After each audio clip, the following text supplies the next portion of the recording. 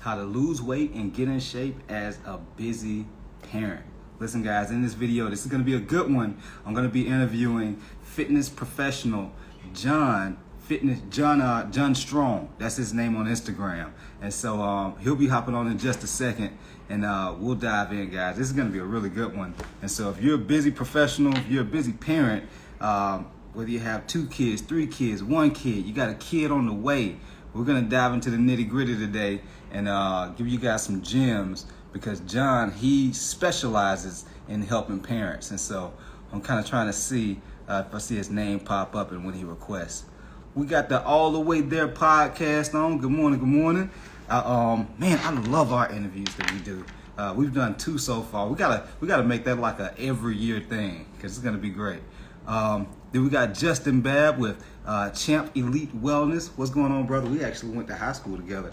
That guy like a speed demon on the football field. You got me going back down memory lane right now, thinking about all the runs and all the different games we had together. Man, it was a good experience. But we're gonna dive in just a second. For anybody that's new to my content, new to who I am, I'm Jay Jackson. For the past 12 years, I've been helping busy professionals get in shape, drop weight, and just completely transform their body. I'm also the author of Gut to Abs, which you can go find over on Amazon.com. Let's see, Neo says, hey, good afternoon, bro. What's going on, Neo? Let's see if I see Jon on. I don't see him yet. Yeah, I'm pretty sure he'll hop on in just a second. But yeah, guys, this is gonna be a really, really good one. If you are a parent, drop a yes down in the comments. Drop a yes down in the comments if you are a parent. And also, let's see here. Drop your questions. I always like to make this stuff interactive. I don't like to just post content all the time. I like to make this thing interactive. Drop your questions below. All right, let's see if I can pin this. All right, boom. All right, so you have any questions about weight loss, dieting, working out, it doesn't matter what it is, feel free to drop them down in the comments, and throughout the interview, throughout our conversation, we'll be answering those questions also, and so you guys can have some value added in real time. You won't have to wait for the information.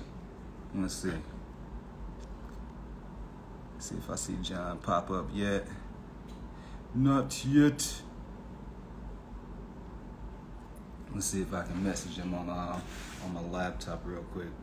Give me 1 second, guys. What's up, Brad? What's going on, King? How you doing, man? Tell him. All right, let's see if he hops on.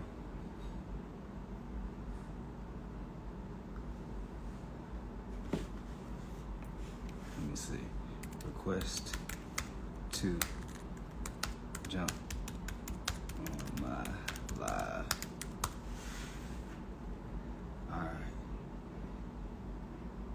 All right, so he should be on any second now. I just shot him a message. Happy Friday, guys, at the time of me making this video. All right, there he is. What's up, Jon? So somewhere at the bottom, you'll be able to request. All right, I think I see it. Boom.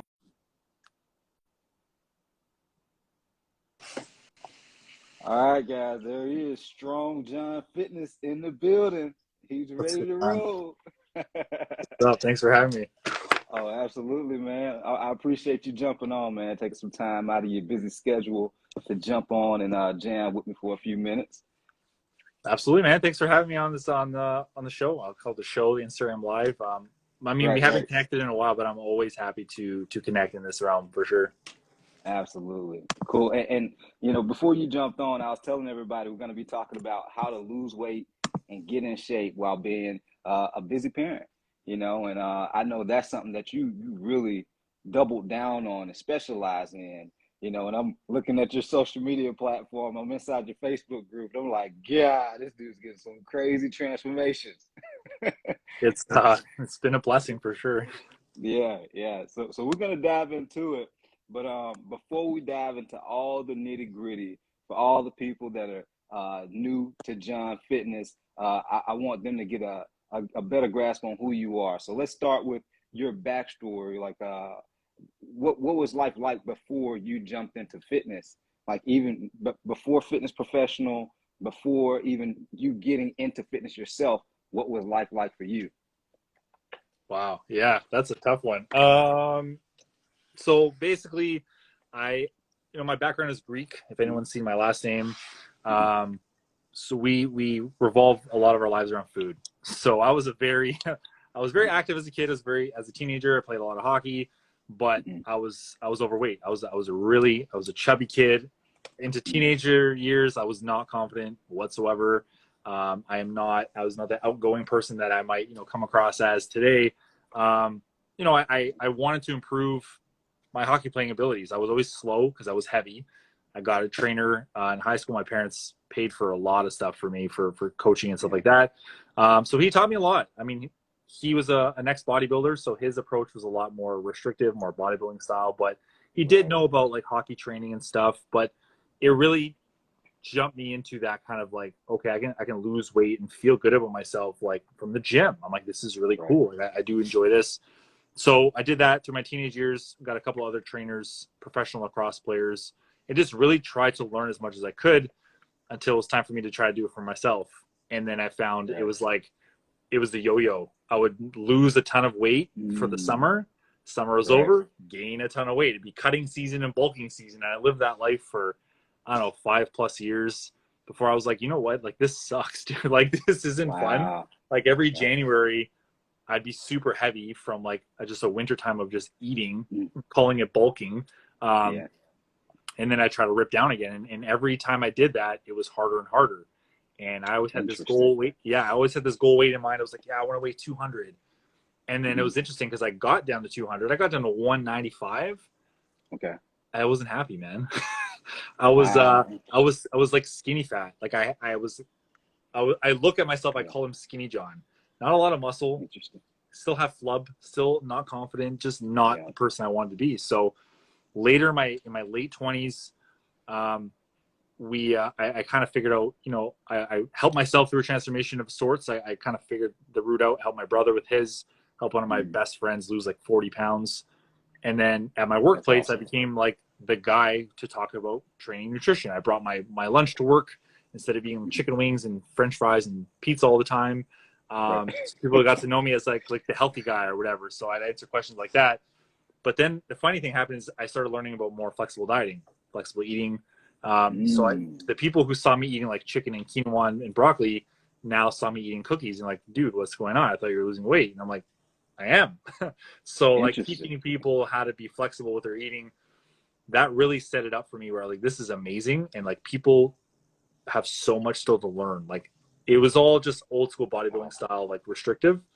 But now I'm like, I'm getting questions from like 20+ people a day at work, like how to do this. I'm like, I might as well jump into this as a career because I didn't know what else to do I anyways. see.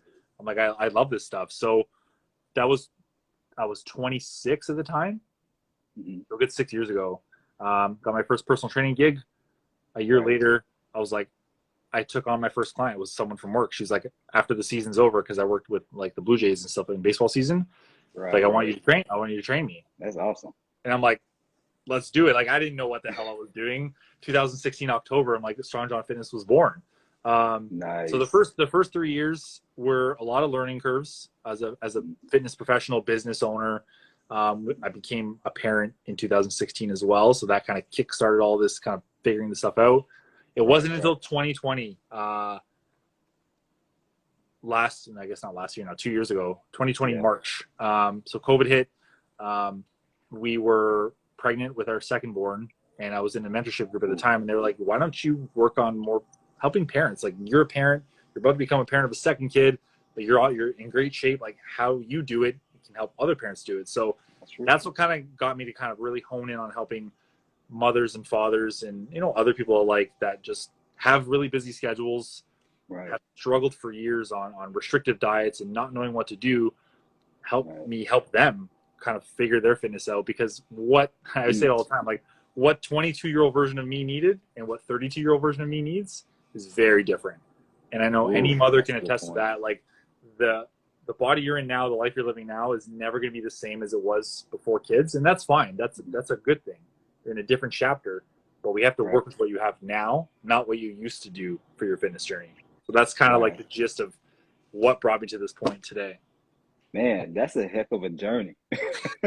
You've been through it, man. Yeah. And congratulations on your new is that the COVID? Would you call that a COVID baby? Would that be technically not, but basically yeah. By like 2 weeks, technically not, but we'll find. Right. That's awesome, man. I love it. So in terms of like, obviously we're talking about getting in shape with parents, right? Like parents who are busy. They may have 1 kid, 2 kids, 4 kids, whatever it is. What are some of the problems, like some of the most common problems that you see a lot of parents run into while trying to lose weight and get in shape? Yeah. I mean, the number one thing is I think the expectations that they can do what they used to do is the biggest thing. Like 10 years ago, I used to do this, this, and this, and I used to weigh this. And again, you have kids now. You didn't have kids then. So it's not fair to yourself to kind of give yourself that comparison. So setting the expectations is the biggest thing of like, what does life look like now in reality? Right. You don't have an hour and a half to train anymore. It's 4 days a week. Maybe you have 3 days of 30 minutes, right? We work with what they have. So the biggest thing I think is being self-aware and real with yourself. Like, okay, how much time do I actually have? And, where are my efforts actually going? Because I know a lot of moms, and I face this with every mother I work with, they always put everyone else before themselves, right? It's a mama thing, right? Mama bear, right? Yeah. So having that mindset shift and that chat with them to like, look, everyone will benefit if you take care of yourself first. Everyone else is going to benefit from that. I face that myself. If I let my training slip, my eating slip, my mindset slip, it affects the family. It affects how I work, how I behave, how I feel. When I can take that time and prioritize that little bit of that, it doesn't mean you're selfish. It just means you're eating better. It means you're taking care of your training. You're active. You feel better. Nobody can argue this. When you feel better, everyone around you feels better, especially if you're a parent. Your kids will feel that. They'll know that. Yeah, and then you'll show up differently at work with your kids, with your spouse. It just, there's no negatives to it. I think that's the thing. Man, that's huge. So do you feel like most parents, they say time is the issue, but really they don't want to feel like they're neglecting their children? Probably a bit of both. Yeah, it's they are busy. Like I'd say every parent is busy. Everyone now is busy. But how we allocate time sometimes is not working to our advantage. Like I know that from 9 p.m. onward, I'm not doing anything.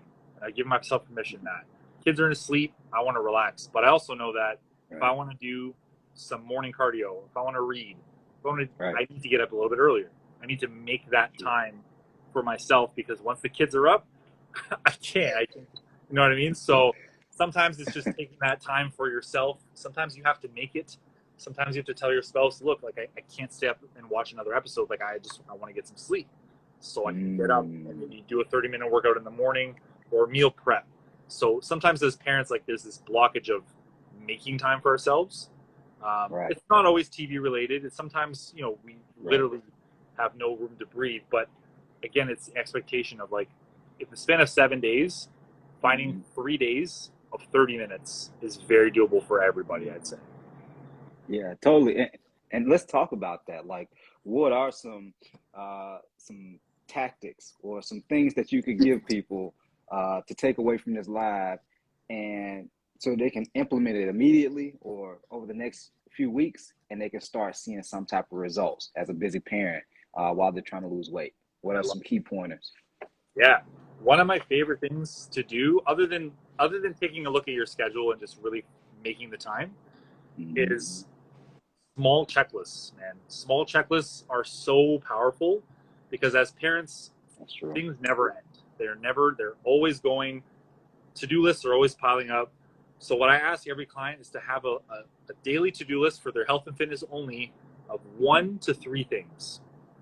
If you check off those 1 to 3 things, you won the day. Like you're good for your fitness goals. You're good. So It could be protein at breakfast, a certain amount of water. It could be a calorie target. It could be 30 minutes of movement. But when you start, like, there's nothing like pen to paper, just checking something off a list, you feel good. Right. So when you can start doing that and you can see that checklist, and if you have a running list of them and you see them add up, you're like, for the last 28 days, Right. I went 3 for 3 for a month straight. You feel accomplished, you feel good. And you're not focusing so much on the tough parts. You're not focusing on the results. You're just focusing on, okay, I need to do these 3 things because this is what's going to help me get to where I want to go. That's so powerful. What's the guy's name? I read this book a while ago, Atomic Habits by James Clear. Yeah. And like what you're talking about right now is so powerful, because I think a lot of people, we all want to get those immediate results, and we want to be able to accomplish whatever goal we want to hit, but we kind of lose sight on what are the behaviors that we need to have in place. And it sounds like to me, like you having people track those things and like just making somewhat of an agenda, it helps them identify what behaviors are going to move them forward. Would you say so? 100%. And the thing as parents too, like your day can go haywire like this. You can lose all track of time, motivation, and just chaos in a split second. So having something to reference to does help too, because you'll forget. Just like anything else in life, like if you don't put it in a schedule, you don't write it down, it's likely it's not going to happen. So just That's having so these small things. And the analogy I really like to use a lot of the time is sports related. I'm a huge, well, not as much now maybe, but I'm a huge hockey fan. I grew up playing a lot of hockey. But any sport it works with. So when people are playing, they're not staring at the scoreboard wishing they're going to win the game, score more points. They're playing the game.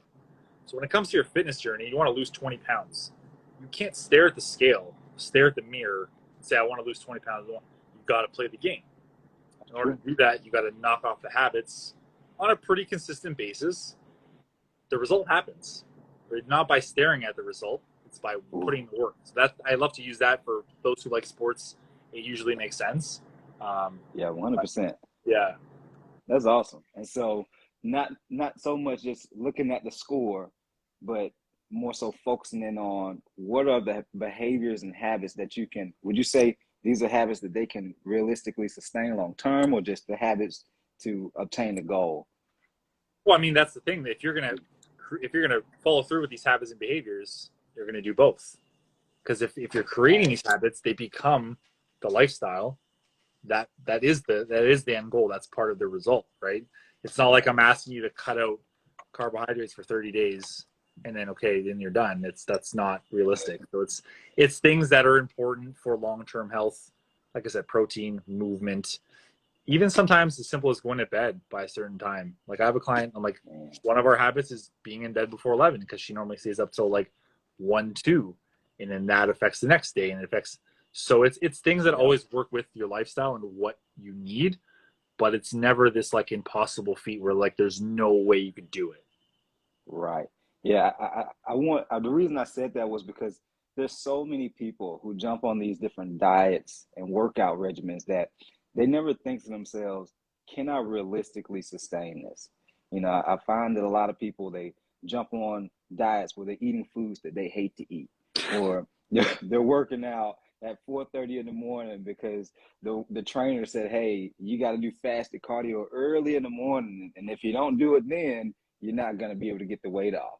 And it's just not sustainable, Yeah. And so I love the fact that you not only preach health and losing the weight, but also being able to make it sustainable long term. And that comes with having the right habits and behaviors in place to make it happen. 100%. And so that's a big one. So having those, tracking it, having some type of an agenda, not, focusing so much on the scoreboard, but focusing in on those habits, right? Yeah. What's another strategy or technique that you've shared with your clients in order for them to be able to lose the weight and just make it easier for them? Yeah. So I find one other big part of parents not being able to see the results they want to see is that wind down time when the kids do go to bed. So the time between time spent, for us here, it's 8:30 to whenever bedtime is. For me, it's 10:30. Mm-hmm. During that time, a lot of parents just want to kick back and relax because they've had a long day. Kids Right. are another job in itself. But no, what normally happens is they snack mindlessly, right? They want to relax. Cool, I want to relax too. They grab their favorite snacks, maybe a bunch of them, and they go to the TV and they just sit for 2 hours and just eat. Interesting. So this can happen for a number of reasons. One of the reasons I see a lot of the time is, especially with moms, they're just not eating enough during the day.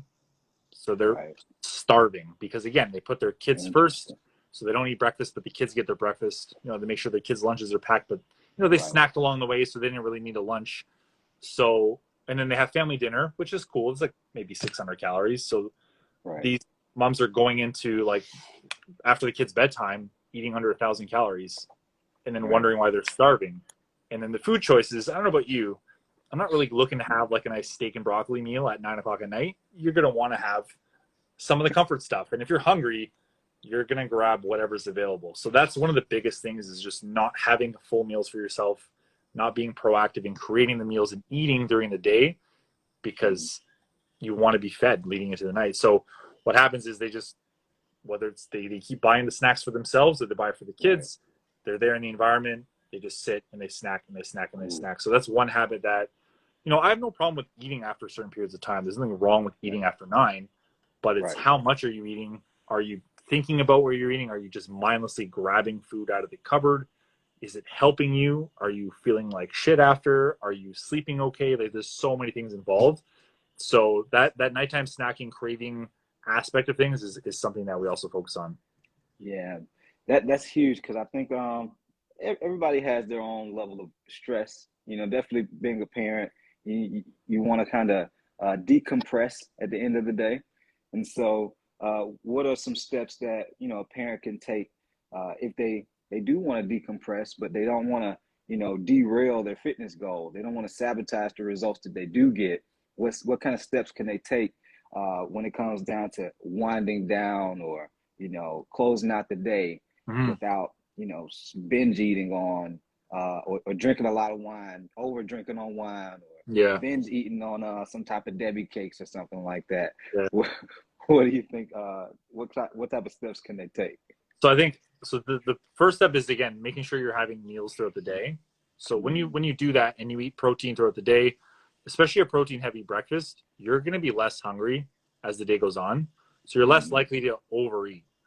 One of the biggest things is, I think, is giving yourself permission to have a snack at 9:30, 10 o'clock, because you are going to want a snack. Some people go into it with the mentality of like, oh, I'm not supposed to, but I'm going to anyway. And then they're like, oh, screw it, the diet's done for the day, and just eat. So give yourself, if you're tracking your calories, give yourself a calorie allotment, 300 calories, 400 calories. Give yourself some room to maneuver where you can have a snack within reason. Even better would be a protein-based snack, just to help kind of level your blood sugars off a little bit. So when you give yourself permission to do something, it doesn't feel bad. There's no negative feelings and guilt and shame around it. So you don't feel like in your mind you went off track, because you gave yourself permission to have a snack within reason. One of my go-tos right now is a Greek yogurt bowl, which sounds super boring, but it's high protein. I toss some chocolate whey in there to make it chocolatey, and then I sprinkle some chocolate chips in there for some little extra sweetness and crunch.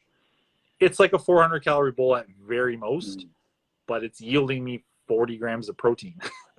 So for a night snack that looks like ice cream, and you can kind of flavor it however you want to, I'll take it. I'll take it any day of the week. Right. And can't you, I think for me, I'm the type of person, I want simplicity, you know. And like a lot of times, some people, they say, well, am I supposed to eat 5, 6, 7 days, 7 meals every day? Because if I eat bigger meals, I'm going to get fat, right? But what I tell people is, as long as you're not overeating on a daily basis, your goal. If you have 2,000 calories, eating those 2,000 calories in 3 meals versus 6 or 7 meals is no difference. It's just preference, right? And in terms of the foods that you eat, we all pretty much eat the same food. There's not too many foods out there. And so, like, chicken is chicken, but there's like 100 different ways you can make it. Yeah. And the same thing goes with the yogurt. Like for somebody like, I don't want to just eat bland yogurt. Well, what if you mixed it in with some type of fruit, like blueberries or strawberries or something like that? One day out the week you do it with blueberries. Then the other day out the week you do it with strawberries or raspberries, just to kind of switch it up. Mm-hmm. Because I see that so many people they feel like they get bored with a certain type of diet. They get bored with eating the same foods every day. How do you address those things with your clients in terms of when they get bored? That's a great question. And that's funny because I'm in a similar place right now where I have a coach and I chose to go with a more simple repetitive diet right now, just because I want to dial it in a little bit more, less flexibility for me for now, because I know the summertime, it's all flexibility all the time. So when it comes to like avoiding the boredom, part of what has to change is the mindset. Fitness as a whole and maintaining amazing results is repetitive. You have to do a lot of the same things over and over again. When you can wrap your mind around that, it makes it easier, because fitness isn't as exciting as some people might sell it as on Instagram. It's not about new workouts all the time. It's not about new recipes all the time. And I would argue those who try to do new recipes too often have a harder time because there's no consistency. So like you said, you can have chicken 5 days, 6 days a week. How you prep that chicken can be very different. You can play. So right now, like I'm having chicken a lot, which is fine. I'm happy to. It's chicken thighs or chicken breast. I can mix and match. I can have chicken in my tacos. I can do them with tortilla wraps. I can have chicken and rice. I can put them in a bowl. I can put them on a salad. I can make those meals. But the key thing is it's protein based, because chicken is the main ingredient. That's where people mess up. If you have staple proteins that you like, chicken, steak, beef, turkey, fish, whatever, make those the main part of the meal. Everything around that is a sideshow. You're showing up to the meal for the main course, the meat, the protein. Everything else around it makes it a little bit more fun. Everyone has fun with carbs and fats and stuff. That's how you mix it up. Like my Greek yogurt bowl, I've done strawberries and honey, chocolate and chocolate chips, tossing just different other things. Yeah, it's just, it might sound stupid, but I have the same breakfast every day with my eggs. 2 whole eggs, 200 milliliters of egg white. But the way I make it in the pan is different almost every day. Same eggs. So some days I'll scramble it all together. And just, put it down. Some days I'll put the egg white in first and I'll leave the eggs whole in the pan. Some days I'll just mix it up all different. So either way, like every day the eggs taste a little different based on the consistency of the white versus the yolk. And it sounds dumb, but at the same time, like it's the same meal. So just having a little bit of fun like that. Yeah. It's the consistency that's key.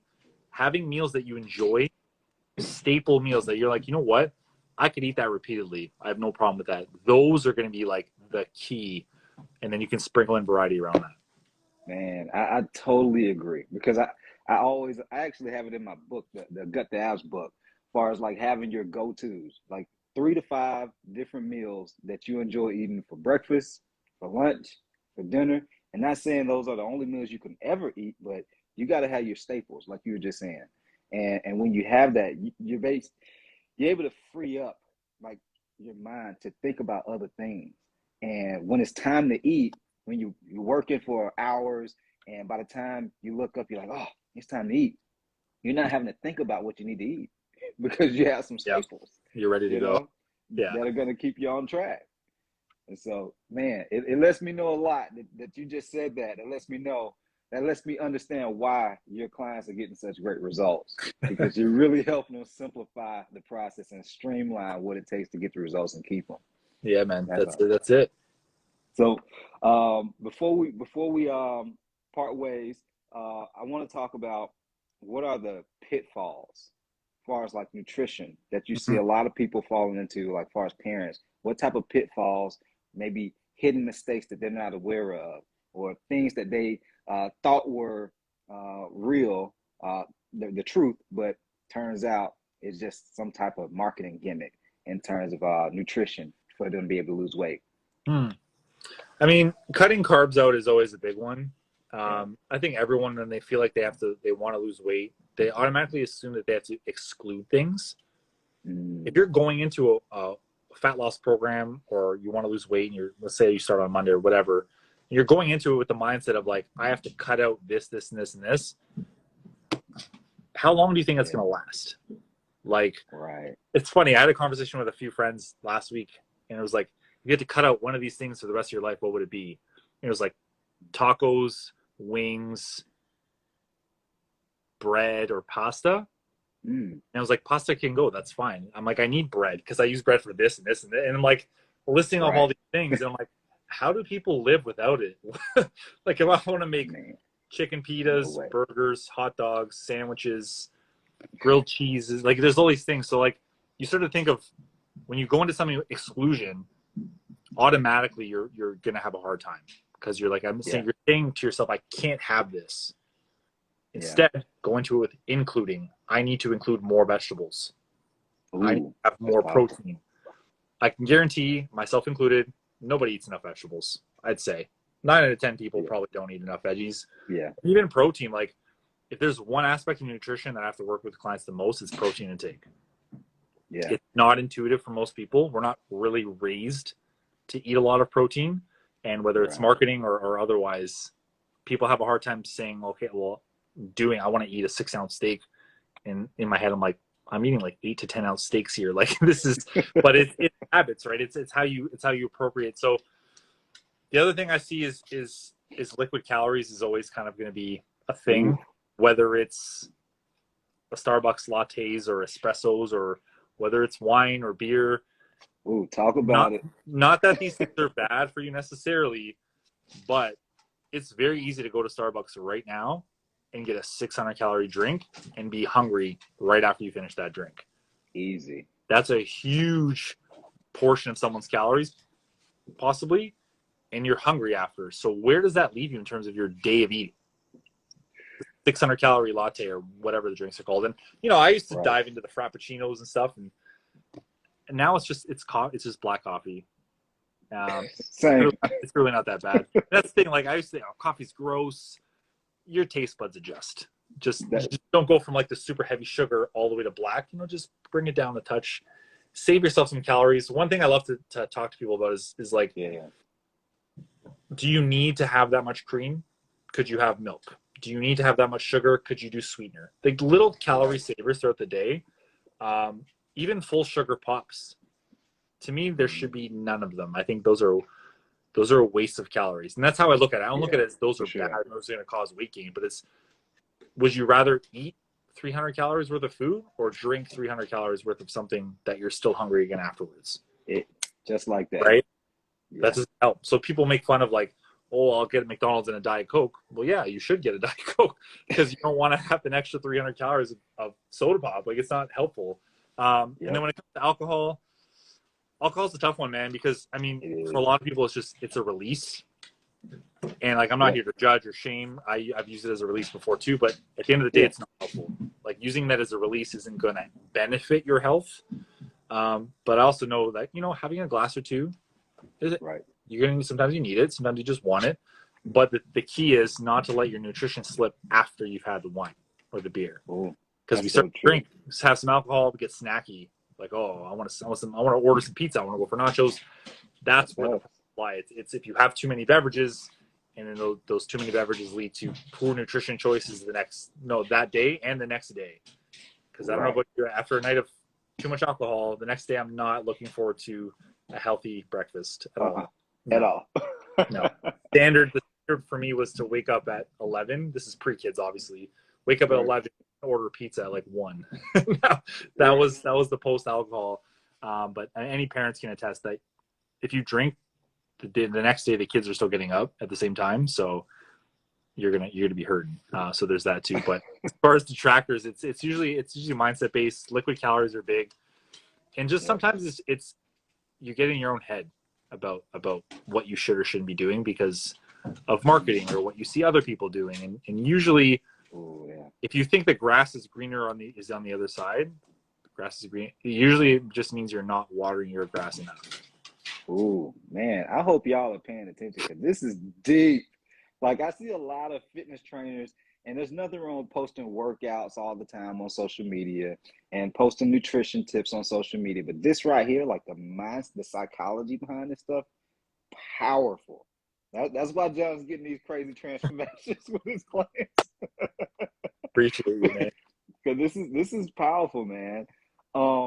In terms of like any parent that's out there right now, they've been trying to lose weight, and they just feel overwhelmed. They got kids to take care of. If it's a mom, she has to take care of her kids and make sure that her husband is happy. Or if it's the dad, he has to make sure his wife is happy and the kids are good. Like, what are some parting things that you can share with them to get on the right track, to being able to lose the weight and sustain the results long term? What would you say for those parents? So I mean, the best thing that anyone can do is honestly hire a coach, and that's not like it's not a plug for me necessarily because I'm not a fit for everyone. But having someone to hold you accountable and investing in yourself, to me, is the most powerful thing you could ever do, because it means you're committed to something. You're not 1 foot in, 1 foot out. I want to do it, but I don't do it. When you pay that person, that's your hard-earned money right there. They're going to guide you. At the end of the day, you have to understand, though, that it comes down to you. Like, coaches are great. They'll help you, but you still have to put in the work. So, like, any praise Jay's giving me right now, the clients are putting in the work. They have their hands on the wheel. I'm just giving them the map and saying, go here or go there, and just helping them find their way. But at the end of the day, it's what do you see for yourself? What version of yourself do you want to become? And what realistically is it going to take to get there as the person you are now, not who you were 10, 20 years ago. So in terms of that, I mean, having that conversation, if there's a spouse involved, have the conversation with the spouse, lay it all on the line. Say, this is what I want to achieve. Will you support me? Will you want to do this together? Sometimes that's what's necessary just to even get started. Just saying it out loud to someone. I need to lose 20 pounds. I don't feel good. Just saying that can relieve a lot of pressure. From then, if you don't want to hire a coach, that's fine. But I'd find something that works for your lifestyle. Nothing extreme. Nothing that requires you to buy supplements right off the get-go, because those are all bullshit. You don't need supplements to do this. And just trying to find, like I said in this live, like trying to find those little daily wins. More protein at breakfast, more activity, making time in your schedule to be active and meal prep, and just the more proactive you can be in this entire thing, the more results you're going to see. Because a lot of times what happens is, whether people are tracking their food or not, they'll go through an entire day and just react to everything. I'm hungry, I'm going to order food. Or stressed out, I'm even thinking about it. But you know what I mean? So they're just reacting to everything. And at the end of the day comes, if you're tracking and you go through and track everything you had, guaranteed you've gone over. More than likely you've gone over. Whereas if you're being proactive, you don't have to think about your meals when you're hungry. They're there. You already know what time your workout's at. It's not negotiable. No one bothers you. You have your alarm set. You have your routine set. And as I say this, maybe it sounds easy. Maybe it sounds impossible. But at the end of the day, it has to come from within. Like, I can't motivate someone to do it.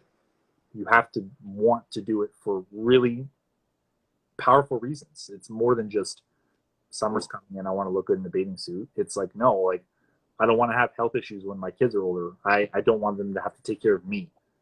I can't fit in anything in my closet except for, joggers or yoga pants. And I don't like that. Or I'm missing out on opportunities at work. Like, there's deeper issues and things at play here. When you can tap into those, it's a game changer. There's nothing stopping you at that point. Ooh, that's so deep. Ooh, man, I'm gonna post this on YouTube too, because this is powerful. I wanted to ask this because when you were just talking, this just popped into my mind. Let's say there's somebody, they want to lose weight and they're dead set on losing the weight, but them making the investment in a coach or a mentor, let's say they have to talk to their partner. Sure. What if they have a partner that's not necessarily on board with them? Let's say they have a partner that's not necessarily supportive. What would you say for that person? I mean, I feel bad because I mean, that's your partner, right? Like, I'm not going to tell them, I'm not going to come between spouses on this. Like if they're not on board together, one ends up resenting the other, and then I get like, you know what I mean? So it's tough. But at the end of the day, I think it's just, you have to work with what you can. And if coaching's out of the question, or if one coach is too expensive, maybe it's another one. Maybe it's just you pick up a copy of Jay's book and just follow something from a good source that can get you through, if it's the first 3 months or first 6 months. But I think following something is always going to be better than following nothing. If that 100%. something is rooted in like science and evidence and, you know, sustainability.